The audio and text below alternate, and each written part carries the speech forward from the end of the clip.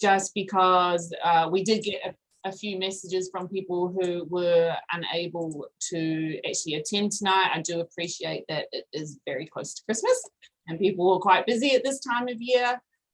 So we will make the recording available later as well.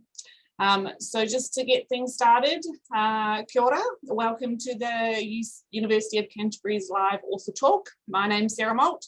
I'm from the Alumni Relations Department at UC and I'll be your host for this evening. We're very lucky to have authors Hana Schofield and Atka Reid with us tonight. Their book, Goodbye Sarajevo, was the final UC book club read for 2021. I think most of you have read it, but if not, that's totally fine. There's still time, it's still available to purchase at the UC Book Club.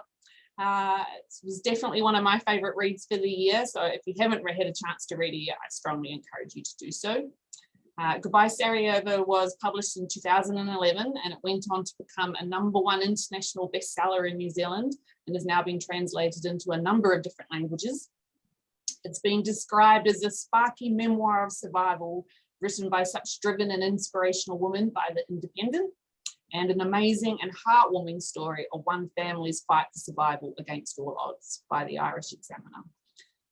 It's an account of their survival during the conflict in Bosnia in the 1990s. Atka and Hana were two of a family of 10 children, and like so many other families around them, their lives were in terrible danger throughout the siege.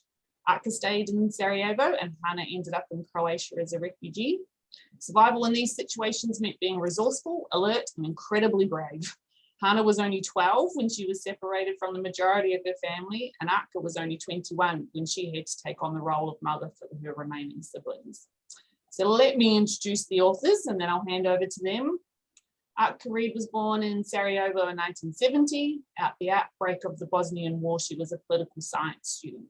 During the war, she worked as a reporter for the local radio station and as an interpreter for the foreign press. Upon her arrival in New Zealand, she worked as a journalist in Christchurch. She later gained a diploma in graphic design and worked as a graphic designer. She and Andrew, the New Zealand photojournalist she met in Sarajevo, live in Auckland with their 2 sons. Hana Schofield was born in Sarajevo in 1979. She spent 2 years living as a refugee in Croatia during the siege. In 1995, she arrived in New Zealand with her family, speaking no English. But in 2002, she graduated from the University of Canterbury with first-class honours in law and a bachelor's degree in Russian. Since then, she has worked as a lawyer in leading law firms in New Zealand and London. Hana currently works at the Office of the Privacy Commissioner. She also lives in Auckland with her husband, James, and their 2 children. So before I hand over to our guest speakers, please note that there's going to be lots of time for questions at the end. Please feel free to type your questions into the chat function and we can read these out, or just come off mute and ask away at the end of their talk. And so I will hand over to Hana and Atka. Thank you. Thank you for the introduction. I'm Atka. And I'm Hana, and thanks for having us as part of your book club. We were chatting to Sarah before everyone joined and said we don't really do these events anymore, only for special occasions, and because of our connection to the University of Canterbury and Christchurch, we've decided to do this one. So thank you for having us here this evening, and yeah, we're happy to. Atka and I was talking to Sarah about the format. So because many of you, or most of you hopefully have read the book, rather than repeating the story, we thought we could talk a little bit about things that you don't know about, which would be why did we decided to write the book, how we went about the process of writing, and then we'd be more than happy to take your questions as well. So the idea to write our story came early on, but we never had the time or the strength to actually go through that whole process. And we talked about it for a long time, but we never kind of got around to it. And then in 1998,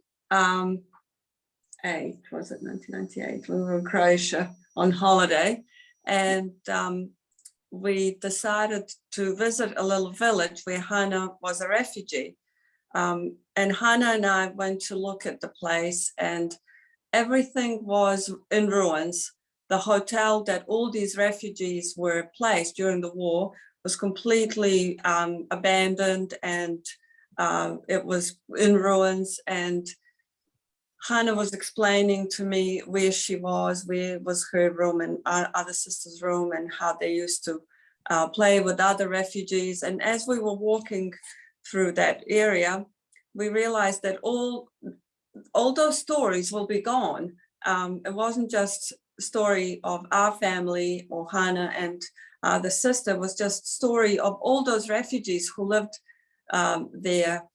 And so we thought it would be really good to write our story, if anything, for our children's sake, because one day they will want to know how we came to New Zealand and why did we come to New Zealand and all those things. Yeah, and just to add to that, I think we also had the sense of responsibility that we had to keep the story alive because it was such an important part of our lives. And rather than having to carry that information with us throughout our lives, we thought to, have a permanent record of it just meant that it could be, the stories out there, we could sort of tell it and know that there would be no risk of losing that. We could be reminded, and as Atka mentioned, the future generations in our family would have that record of what happened, so that they would understand what the family had gone through. And another important reason in writing it was to, whilst the story happened in very dire times, we both met some extremely kind people. Atka fell in love, obviously, met her husband Andrew during the war. And we wanted to recognize some of the good also that happened, because no matter how difficult situations that we encountered throughout lives, and there have been others since then, New Zealand alone, obviously in the world now with COVID, there's always something good that one can focus on. And that was really important to both of us because it's very much aligned with our outlook on life as well. Yeah. So once we decided to write this book, Hana and I quickly wrote the outline, and we decided that the best way to cover this period was through alternative chapters, my story from Sarajevo and her story as a refugee in Croatia. So that was all agreed on. And then the problem was that at the time, Hana was working in London as a lawyer, and I was in Christchurch living and working as a graphic designer. So Hana said to me, okay, I can put my work on hold for 1 year and dedicate 1 year of my life to this project. So how about I come and live with you guys in Christchurch, and we'll just give it 1 year, make it our job, and that's the only way to do it properly. So we always joke that Hana quit her very lucrative job in London, and I quit my not so lucrative job in Christchurch. And initially we started writing at our house. We actually lived just out of Christchurch in Ahoka. And it was actually quite difficult to be productive when you're home, basically. We did a lot of cooking and cleaning and tidying up and stuff like that. And after about 2 or 3 weeks, we didn't really, progress much. So we decided that we needed an office. So we decided, we basically went to the City Library in Christchurch and became very friendly with the librarians there. And that was our routine. We would go there from 8:30 to 4:35 and write all day. And basically we became consumed by the project. And during that time, we were both supported, just also to make a little connection to Canterbury. My husband, who was in London, he basically remained in London for a year, but we met at Canterbury University. And Atka's husband was doing his MBA at Canterbury as well at the time. So they were very supportive of the project as well. And the book really felt like a labor of love for us. And it just was one of those things that felt really right to do, and we really needed to complete. So it became like a full-time job for both of us. Yeah. And after, a few chapters, once we actually figured out, how to write, it took a while for Hana to get her voice as a 12-year-old. Wasn't so difficult for me, but yeah, it was a bit trickier for Hana. But once she found her voice, it was fine. It kind of things started to progress. And after about a few chapters, we actually went to see our friend Jill, who works at Scorpio bookshops, and we said to her, Jill, can you have a read of this and tell us if this is actually any good? Like, we're writing this for our family and we want to make it look like a proper book. So Jill read it and it's like, this is marvelous. I think you should just keep writing, and maybe, you know, maybe someone will actually be interested in publishing it. So that really encouraged us to keep going. And then we also gave some writing to Andrew's mum, Rosie, because she's never been to Sarajevo, and we wanted her to read and get her feedback. And she came back with lots of questions. And just by pure chance, she ended up being our editor. So we would write our chapters, and then we would spend a week or so with Rosie going over each chapter. And she asked lots of really good questions. Never assume when you write. So that was one of the rules we've learned. And then as the book kind of progressed, lots of people told us, oh, you know, you're writing it, I'd love to read it. And so we decided to actually approach a proper, you know, like professional editor. So Anna Rogers, who was based in Christchurch at the Arts Centre at the time, she took some interest in it and gave us some really useful writing suggestions. But she really encouraged us. She found the story interesting, and then basically asked us to keep in touch. And she eventually sent some chapters to a publisher in Australia, who came back very quickly with an offer, which only encouraged us to approach other publishers, which we did, and we ended up with Bloomsbury in London. And it was really, I mean, quite remarkable, because for us, we would have been happy just to complete the project, which was the book itself for our family. So to have to go beyond and above that was fantastic. And one of the most rewarding things about having it published is that we have had so many comments from around the world, people around the world from different situations. Some were war related, others had family, you know, their grandparents had been through a different war, a different conflict. And just that sort of telling the family story, they felt was really helpful in understanding their own family members and keeping their own stories alive. So that was, yeah, and also many people from Bosnia who didn't have the opportunity. We had to commit 12 months to writing a book. And, you know, there's not that many books from Bosnia that actually, we obviously did our market research at the time as well in terms of perspectives and, you know, the books that have been published about Bosnia, and there's nothing in terms of the voices that we've told our story through. And another really important thing about this book is that when our family came to Christchurch, we never talked about the war. Everything was about getting used to a new life and getting ahead, you know, learning English, getting enrolled into school, getting jobs, just getting ahead. So everything was not kind of looking forward. And we didn't actually realize how much everything that happened to us impacted us individually and as a family. And so when we decided to write the book, because we were based at the library, it was very handy because all our family members would come and see us at the library during their lunch break, you know, and we'd interviewed all of them. And it was the first time they actually had the opportunity to talk about their experiences in some detail, because we wanted to know all the details. And it was fascinating to see how different people remembered different things, you know. We always joke, one of our sister, Naja, she always remembers food, for example, what she ate at a certain place, and Hana remembered completely different things, you know. And I think writing it down, or just allowing everyone to actually just tell their story, was hugely beneficial for everyone. But even, I think, just to sort of carry on from that, even, you know, Atka and I had sort of spoken to each other about the war, and because we were separated, obviously, I didn't see what Atka did every day and she didn't see what I did. So to read, you know, we would read each other's chapters, obviously, after writing them.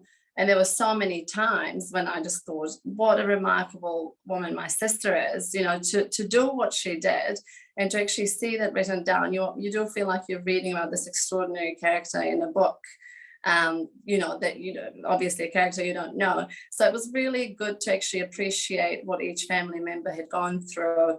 And I think, you know, with writing, you obviously take more time and pay more attention to detail. And that's why with interviewing our family members, we could extract a lot more information than one does in a conversation, you know, casual conversation. And, you know, you mentioned earlier how we were incredibly brave. I actually disagree. I think we were just doing what we had to do. And I think most humans do that. We are all actually brave when we have to be brave. We all tend to rise to the occasion. And you don't realize what you're doing until, you know, much later. You can reflect on things and you go, did I actually go through that?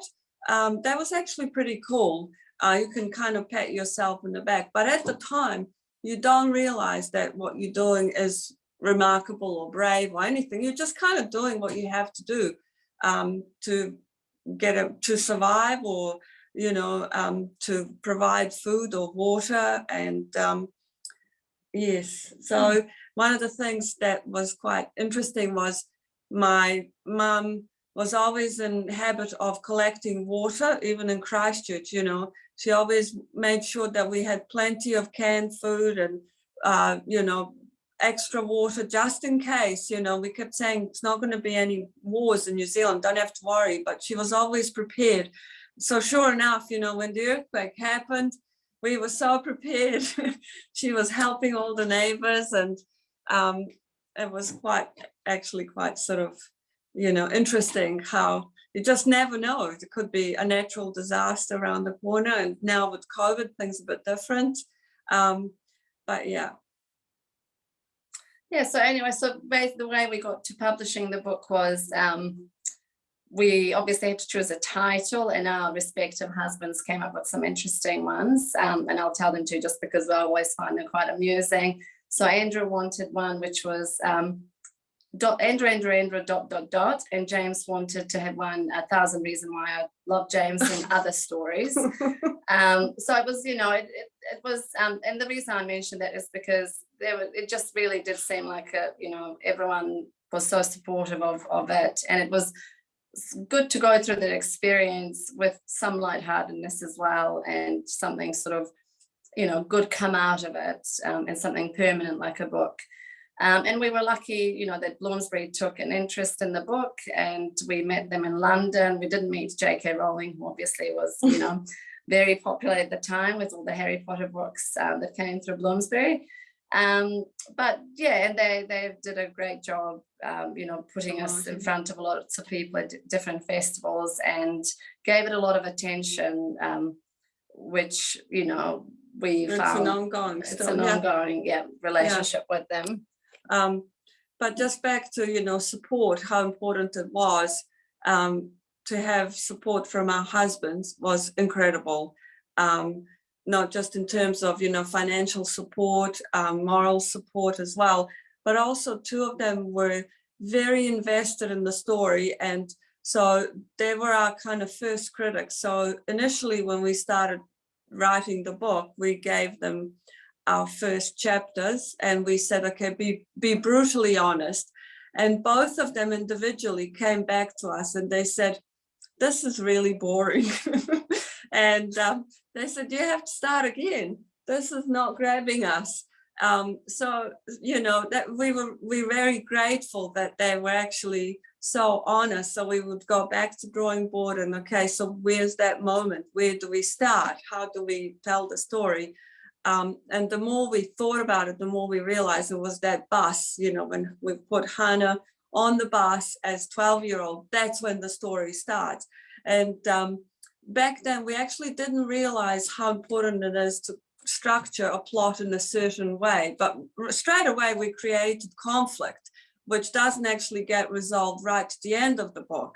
And there's all these tricks in the books that happened only because we have such a great story to tell. And it was only later on that we found out that we actually pushed so many buttons that are important in telling these kinds of stories, which is one of the reasons that we ended up with so many offers to publish it. But also, you know, writing it together with Hana was one of the most fulfilling years of my life. We got to spend, you know, a whole year together every day. And I mean, we were close before that, but having spent so much time together, working on a project together, I think created even deeper bond. Yeah. Yeah, and I just want to echo that, because it was actually one of the most enjoyable years of my life as well, just having that opportunity to work together. And Atka is very much based, you know, her outlook is big picture, and having worked as a journalist, it's about the overall story, and I was very, as a lawyer, detail focused. So we worked really well together, and I think it was really wonderful as well. You know, we were very critical of each other when we didn't, you know, like something in the chapter, but we never took it personal. It was more about, is this going to make the book, you know, read well? Is it going to flow well? Is this going to be of interest to the readers, rather than, you know, getting offended by having a disagreement about? And we were very sort of pedantic about, you know, literally every word we use. We you know, had lots of discussions, and it was very, I mean, we both loved working, so it was a great work project for us. Yeah, and it was quite tricky as well, because we were told to keep it to maximum of 100,000 words. So there was, you know, economy of words. We could have written that book, it could have been, you know, 6 times bigger, because the story is actually quite complex. So we had to chop quite a bit of it, and that was actually a really interesting process for us. Okay, what do we leave? What do we keep? How do you go about telling the story properly without leaving some quite important bits? So that was quite challenging, but I think at the end we actually did a you know, really good job. And I think, just lastly, you know, I think a lot of people experience something, you know, extraordinary in their lives. It can be in so many different situations. Writing the book was at times really painful as well, and we definitely had to resort to having a bit of wine in the evenings, just to, you know, wind down and sort of, you know, separate from the story. But it was really important, because the older I get, the more I realize how significant it was to get that story out of our system. And, you know, I think just from so many different perspectives, being able to move on with life, but recognize what happened, that something significant happened, and, you know, take lessons away from that, and produce something out of that experience. Fabulous.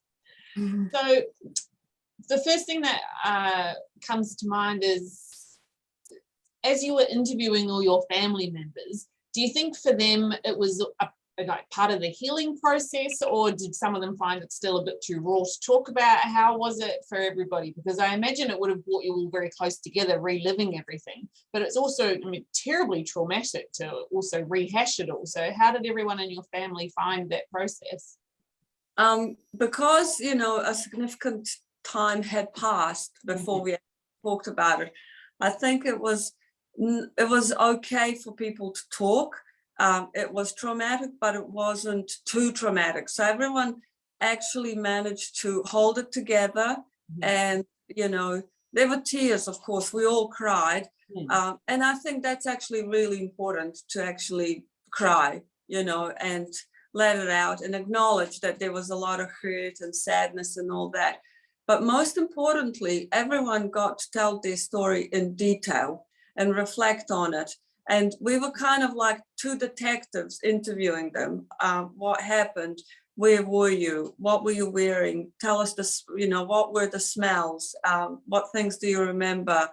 Why did you do this, or why did you do that? And it was really interesting. In addition to that, we actually, so a few of us kept diaries from that time and letters that we wrote to each other. So we actually had that material to resort to as well. And as much as possible, whoever speaks in the book, speaking characters, you know, we tried to get in touch with them. So, for example, my teacher in Croatia, You know, read her to the chapter in where she appears, and whatever she says, we ran it past her, Atka and Andrew's journalist friends, you know, so we were all sort of, it felt like a group project. And it was nice to, I think there were times, you know, mixed feelings. It was great to tell the story, but it was also upsetting. But I think overall it was really important to talk it out and actually just feel like we could, you know, we could leave that experience behind us now. Yeah, absolutely. Right, I've got lots of questions, as I told you before we started, but I will open it up to the floor first. Does anybody have any questions? Anyone brave enough to speak? Otherwise, please feel free to type your question into chat if you don't want to come off mute.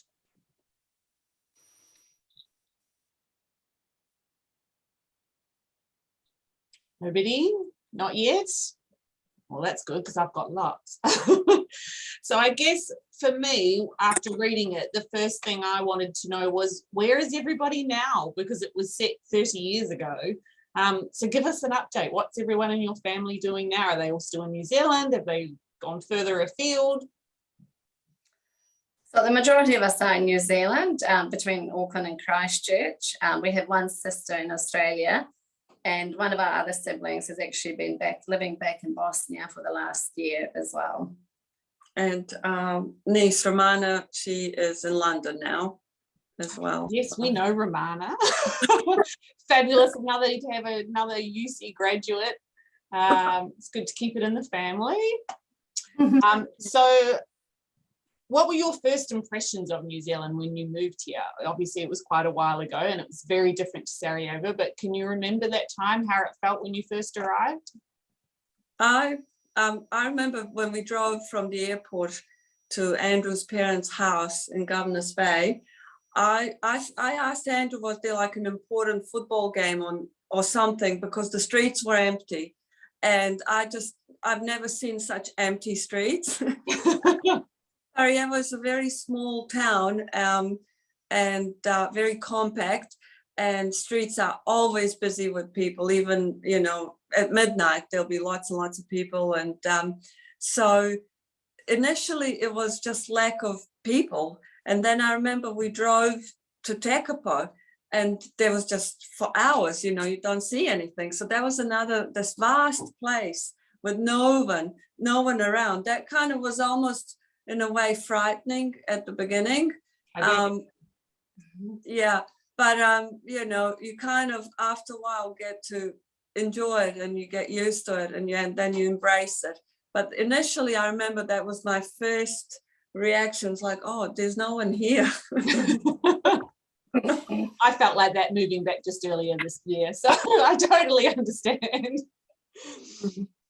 I was probably a bit different because we were at a different stage of our life. So I went to school when we arrived, and I loved the fact that, you know, having come from Croatia where I was treated as a refugee, I was just a normal, you know, schoolgirl at school, and no one really labeled me in any way. And just to be able to start afresh was so liberating, and just to be like everyone else. I mean, obviously I had to learn the language, but just to be like everybody else was just such a nice change. And I absolutely love New Zealand. I have such an affinity to New Zealand. I think it's the best place. So is New Zealand home now? We've never. Oh, absolutely. Yeah. Nice. I have a question. My name's Sam, and it's sort of following on from that. You're saying about New Zealand and how nice it is to like come and see people and feel normal. A lot of the theme in the book is about the kindness of strangers, so all the different people you met on the way. I was just wondering, like, which of those acts in the book, or which one thing like had the most impact on you? For me personally, it was the family in Croatia that took me in, which was, you know, they had one daughter only, and we were renting the place which they own next door to their house. And for them to literally just come and sort of provide an environment which was a family environment, and I could go to school and focus on studies, was absolutely, for me, it was one of the most important things that happened to me during that time. Just there were so many acts of kindness. It's really hard to pick one, but I guess the biggest one would be Andrew's parents, who actually didn't even know my family.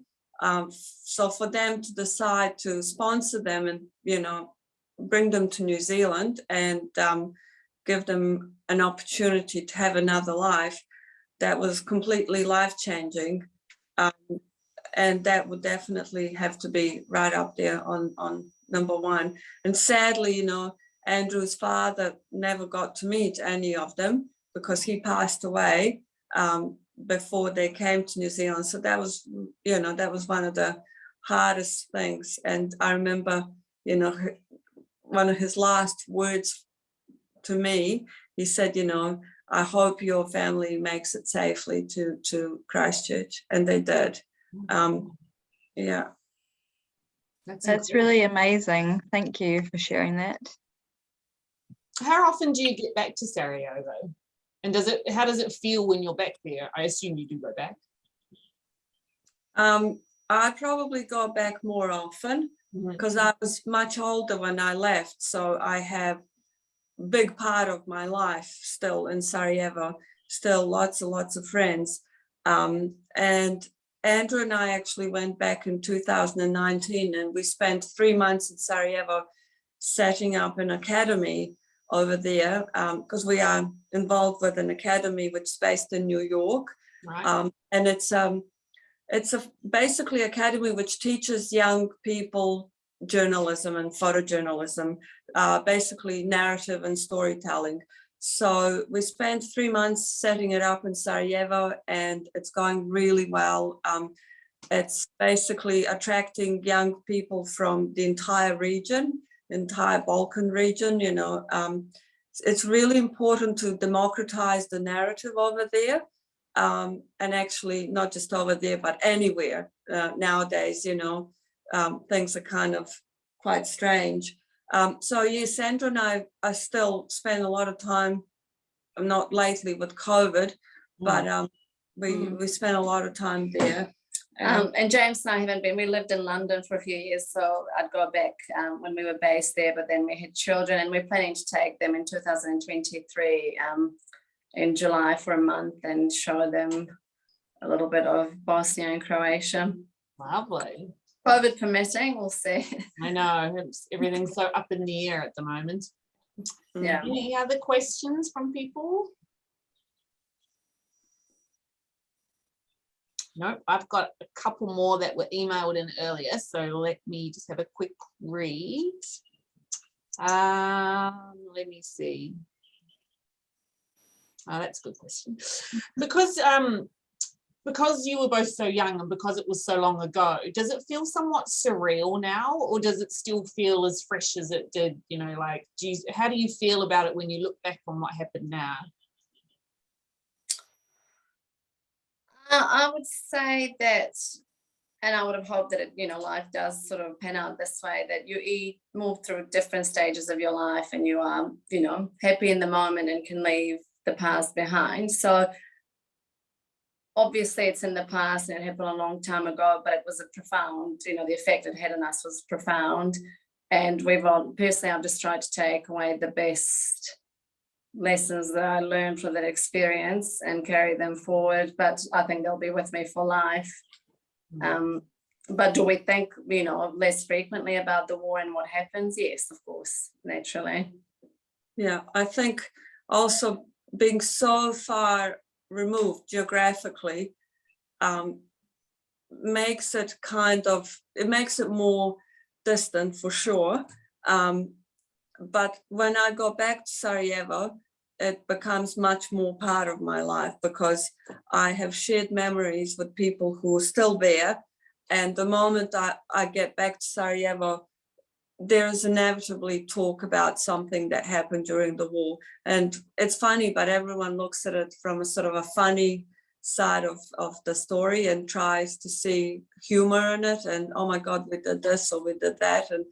And so the whole experience, it's much closer to me when I'm in Sarajevo, when I'm physically there. Yeah. Yeah, for sure.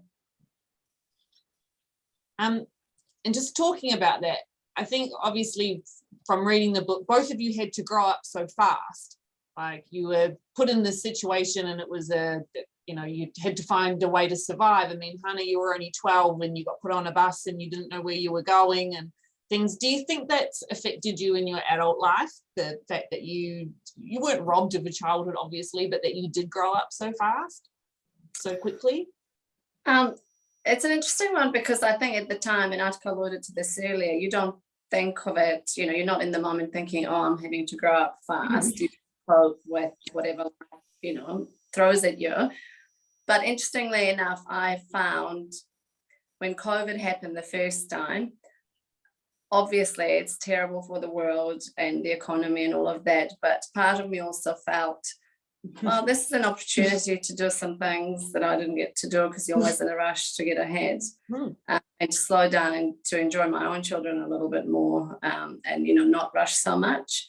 So, but, I think everyone has such different experiences in life. And my personal view is that just take away whatever you can from those past experiences and shape yourself into whoever you really want to be and always look forward.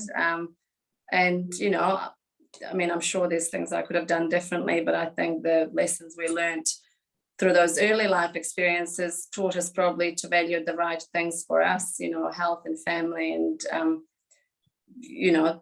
good experiences in life and education. So, I would never change my life when what happened. I think also that we live in a time where happiness is kind of like the ultimate goal, and pursuit of happiness is incredibly important.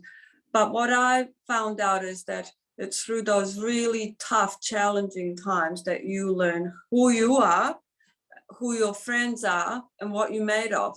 And I think, I wouldn't want to go through a war again, for sure, but they made me the whole experience made me who I am today. And if it wasn't for those tricky experiences, maybe I would have been a completely different person. So I think whatever bad things and difficult things we had to overcome, they just made us stronger. And they also made us appreciate things that we have much more. Mm-hmm. Do you think it also affected the bond that you had as a family, having been gone through something so traumatic? I mean, the two of you were apart for 2 years, but you're obviously still very close. Do you think that had, that affected the family dynamic as well? Absolutely. We family, 10 children, parents and grandma living in one household. And then for a long time we were separated. We all went through, different traumatic experiences. And then when we all came back to Christchurch, there's new environment, new language, everything was new. And we weren't the same people, who we were just before war started. So there was definitely a long period of adjustment for all of us. We also never talked. No one ever had any counseling, ever. It wasn't even talked about. No one talked about post-traumatic stress syndrome or anything like that. We literally just got on with things. And I think, in a way, that was good, because sometimes talking about trauma too early can actually, maybe it's not a good thing. Can be too painful. So for us as a family, we just didn't have the understanding what was going on to us. We thought that we were all a bit mad, but actually looking back, if someone just explained to us, you guys have been through a really awful traumatic experience and these things are happening because of that, it would have just been easier for all of us to process and understand. Yeah, and I think, sometimes there's moments in life or situations in life when you work out whether you trust another human or not, and or their decisions. And as Atka said, in those times you learn a lot about yourself, but you learn about other people as well. And even thinking about some of the decisions Atka made, and with Atka and Andrew as well, to actually help us out and the rest of the family to come out, and Rosie and Bill. You know, there are moments as well that make you very, you know, once you trust someone because of those decisions, you tend to trust them for life. Okay, does anybody else have any questions? Anything you'd like to ask?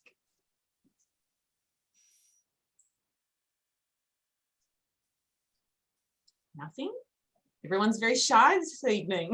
Can you remember where you were when you heard that the siege in Bosnia had ended? Like, was it must have been one of those big moments people always talk about. They remember where they were when the Twin Towers came down, or where they were with Princess Diana died. Do you remember when you heard that the war was over and how you felt? It wasn't quite that moment. It wasn't quite a defining moment. It was a long negotiation that took many, many months. So things slowly improved in the city. There was less shooting and less shelling, and less people were killed. And then slowly kind of this peace agreement was reached, which was never quite proper way to finish that war. And so, yeah, it wasn't quite like that. There wasn't a moment. Yeah.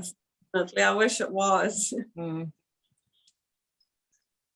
Because I was at high school here in the 90s when it was on, and I never remember hearing anything about it. And you talk about this in the book, that you feel like the international community wasn't listening. Why do you think that was?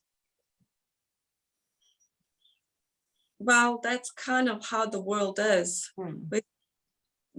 I think, you know, there were plenty of news about the siege, but I think when you're a certain age, you're not interested in that kind of stuff. You're more interested in what you're going to wear when you go out that night, you know, what your friends are doing, stuff like that. So it's not your priority. It's only later on, as you become an adult and more aware of situation in the world, that you become interested in certain stories. And I also think there's only so much people can do, because nowadays there's so many bad things happening in the world and everything gets reported. And so where do you stop? How do you change things? One tricky thing, and you know, kind of really sad thing that happened in Bosnia was the fact that the international community didn't allow Bosnians to defend themselves.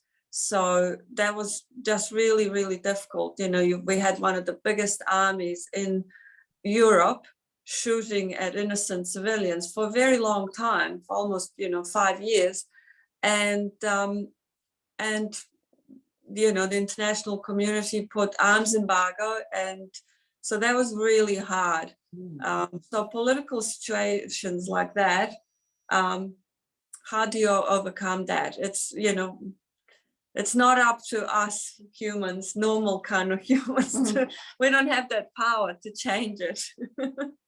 No, it's just, yeah, it's incredibly difficult and there's no solution, I guess. Yeah. But that's why I think, you know, it's all these little acts of kindness, you know, that actually comes through. World can be a cruel place, but, you know, individuals can be incredibly kind. Indeed.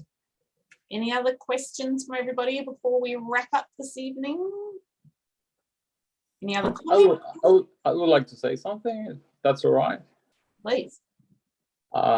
First of all, zdravo, Hana and Atka. My name is Jorge. Actually, when I saw the invite, I have to admit I haven't read the book, but I tend to do it now that I've heard a little bit about your story. I'm passionate about the Balkans. And I don't have a question per se. I just want to say that I would really like to congratulate both of you for writing this book, because I know it's very hard to confront the past, first of all, and secondly, to put it on paper and to dwell in the past for so long. But in the end, I think, and I think, Anna, you mentioned this, to leave something for future generations, I think that's very valuable. And if someone doesn't tell the story gets lost.